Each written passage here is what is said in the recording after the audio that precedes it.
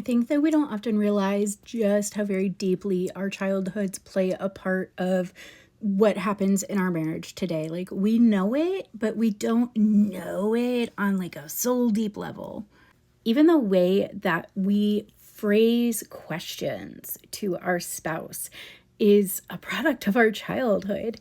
We actually had a season in our marriage where my husband came to the realization that growing up, his grandparents had a very acrimonious marriage, and they were always, it was just always like a volume of yelling in their home. And not, it was his wife. If you know us in real life, it was not the grandparents that you're thinking of, it's the other set. And that sort of just yelling volume was his go-to because that was what was happening in his home, and he saw it in his grandparents' home. And further compounding this, he has hearing loss, and so his volume is always 30 gazillion decibels above what my brain needs it to be anyhow.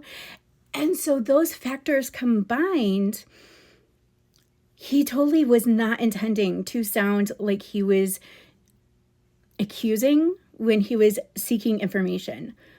But he didn't realize that he sounded accusing when he was legitimately seeking information, because that's what he saw modeled growing up. And this comment comes off a video where I said, do you lead with curiosity in your marriage? And this comment struck me because he was curious. He was asking questions, but even the way that he was asking questions came off as trying to fight because of the culture in which he was raised. And so it is more than just leading with curiosity with our spouse. It is, hey, do you mean to sound like that when you ask a question? And that is part of the constant cycle of communication and learning each other that we need to be engaging in for a healthy marriage, because healthy marriages have better sex.